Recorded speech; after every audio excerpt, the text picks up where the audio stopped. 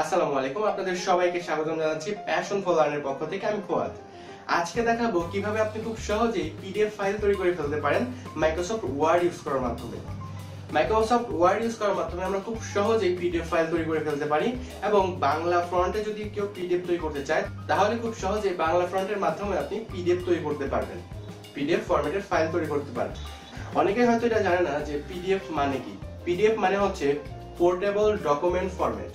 এই ফরম্যাটে আমরা হয়তো সবাই এই পিডিএফ ফরম্যাটের সাথে পরিচিত, বলার মতো কিছু নাই। তারপরে বলছি পিডিএফ ফাইলের মাধ্যমে আপনি ইবুক তৈরি করতে পারেন। কেন আপনি পিডিএফ ফরম্যাট তৈরি করবেন? পিডিএফ ফরম্যাটে যদি আপনি কোনো লেখা কনভার্ট করেন বা পিডিএফ ফরম্যাটে ফাইলটা রাখেন তাহলে যেটি হবে সেটি হচ্ছে আপনি যদি কাউকে পাঠান সেই ক্ষেত্রে সে ওই ফাইলটি ভালো মতো পড়তে পারবে। পড়ার ক্ষেত্রে খুব ভালো মতো সে আপনার সেই লেখাটা বা ডকুমেন্ট হোয়াটএভার সেই জিনিসটা সুন্দর মতো সে পড়তে পারবে, কারণ পিডিএফ ফরম্যাটের ফাইলের ভিতরে যে লেখাগুলো থাকে সেটা খুব সহজেই ডিলিট করা যায় না। যদি আপনি মাইক্রোসফট ওয়ার্ডে কিছু লেখেন এবং যার কম্পিউটারে দিবেন তার কম্পিউটারে যদি মাইক্রোসফট ওয়ার্ড বা ওয়ার্ড প্রসেসিং কোনো সফটওয়্যার না থাকে সেই ক্ষেত্রে কিন্তু আপনার দেওয়া মাইক্রোসফট ওয়ার্ড ফরম্যাটের লেখা সেই ফাইলটি কিন্তু সে ওপেন করতে পারবে না, সো লিখতেও পারবে না, পড়তেও পারবে না।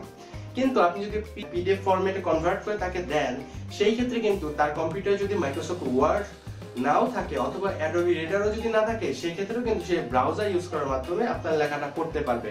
কারণ বর্তমানে যেখানে ব্রাউজারে কিন্তু আমরা জানি যে পিডিএফ ফরম্যাটের ফাইলগুলো পড়ার একটা অপশন থাকে। সো আমার মনে হয় পিডিএফ ফরম্যাট কি এই জিনিসটা আপনাদের খুব একটা বোঝানোর দরকার নাই।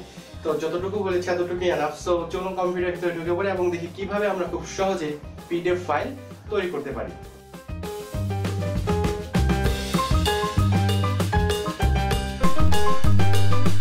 প্রথমে আপনাকে যেটি করতে হবে সেটি হচ্ছে আপনাকে ওয়ার্ড প্রসেসিং সফটওয়্যার, মাইক্রোসফট অফিসের ওয়ার্ড প্রসেসিং সফটওয়্যার লাগবে, মানে মাইক্রোসফট ওয়ার্ড লাগবে।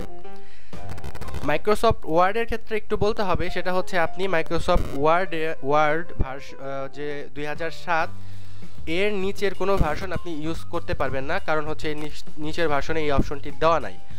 এবং কি 2007 এমএস অফিস 2007 অথবা মাইক্রোসফট ওয়ার্ড 2007 এটার ভিতরে এই অপশনটি নাই। আপনাকে ইউজ করতে হবে 2010 অথবা 13 অথবা 16 এর উপরের ভার্সনগুলো আপনাকে ইউজ করতে হবে। 2007 এর উপরের ভার্সনগুলো আপনাকে ইউজ করতে হবে।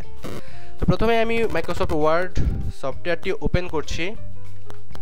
আমি এখানে মাইক্রোসফট ওয়ার্ড 2016 ইউজ করছি। তারপর আপনাকে যেটি করতে হবে ব্ল্যাঙ্ক ডকুমেন্টে যান। দেন আপনাকে যেটি করতে হবে আপনার যে কোনো একটি লেখা, ধরেন আমি উইকিপিডিয়া থেকে জাস্ট বাংলা লেখাটা একটু নিচ্ছি, এই অংশটুকু আমি নিয়ে নিচ্ছি আপনাদের দেখানোর জন্য যে বাংলা লেখাও এখানে হয়। এবং আমি কিছু ইংলিশ লেখা নিব।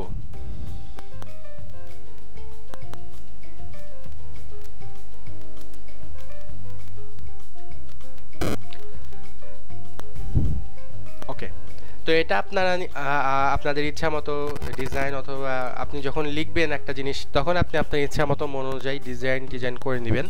তো আমি জাস্ট আপনাদের দেখাচ্ছি। তারপর আপনাকে যেটি করতে হবে সেটি হচ্ছে আপনাকে সেভ অপশনে যেতে হবে। সেভ অপশনে যাওয়ার পর আপনি সেভ অ্যাজ দিস পিসিতে ক্লিক করেন। দেন আপনি যেখানে সেভ করতে যাচ্ছেন সেইখানে সেভ করবেন। আমি এখানে ডেস্কটপে রাখছি। তারপর আপনাকে একটি জিনিস করতে হবে, সেটি হচ্ছে এখানে একটি অপশন দেখতে পাচ্ছেন সেভ অ্যাজ টাইপ, এই অপশনে একটি ক্লিক করতে হবে। এই অপশনে ক্লিক করার পর আপনি একটি অপশন পাবেন। এখানে অনেক ধরনের ফাইল ফরম্যাটের অপশন আছে। আপনি যেটি করবেন সেটি হচ্ছে পিডিএফ নামে যে অপশনটি আছে এই পিডিএফ নামে এই অপশনে একটা ক্লিক করবেন। তারপর আপনাকে যেটি করতে হবে এখানে সেভ বাটনে ক্লিক করতে হবে। এখানে আরও কিছু অপশন আছে, সেগুলো আপনারা চাইলে একটু দেখে নিতে পারেন, জাস্ট আমি দেখাচ্ছি। তো পিডিএফ ওই অপশনে ক্লিক করার পরে দেখুন আপনি সরাসরি পিডিএফ ভিউটা পেয়ে যাচ্ছেন। সো তারপর আমি আপনাদের দেখাচ্ছি। ওকে, তো এখানে দেখেন আমি যে এইটাই কিন্তু একটু আগে তৈরি করলাম। সো আমি এটা ওপেন করে দেখছি। হ্যাঁ, দেখুন আপনি আমার বাংলা লেখাটাও ঠিকঠাক মতো আছে এবং ইংলিশ লেখাটাও ঠিকঠাক মতো আছে।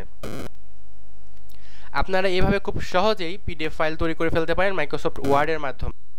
ভিডিওটি যদি ভালো লাগে অবশ্যই একটি লাইক দেবেন, কমেন্টে লিখবেন আপনাদের এই ভিডিওটি দ্বারা কোনো উপকারে এসেছে কিনা, আপনারা এই জিনিসটার দ্বারা হেল্পফুল হলেন কিনা।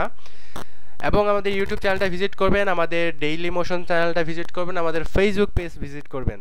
যদি ভালো লাগে অবশ্যই ফেসবুক পেজে লাইক দিবেন, আমাদের ইউটিউব চ্যানেলটা সাবস্ক্রাইব করবেন, আমাদের ডেইলি মোশন চ্যানেলটা ফলো করবেন, কারণ আমরা এই 3টা মাধ্যমে ভিডিও আপলোড করে থাকি। দেখা হবে পরবর্তী টিউটোরিয়ালে, সে পর্যন্ত ভালো থাকবেন, সুস্থ থাকবেন। আজকের মতো এখানেই।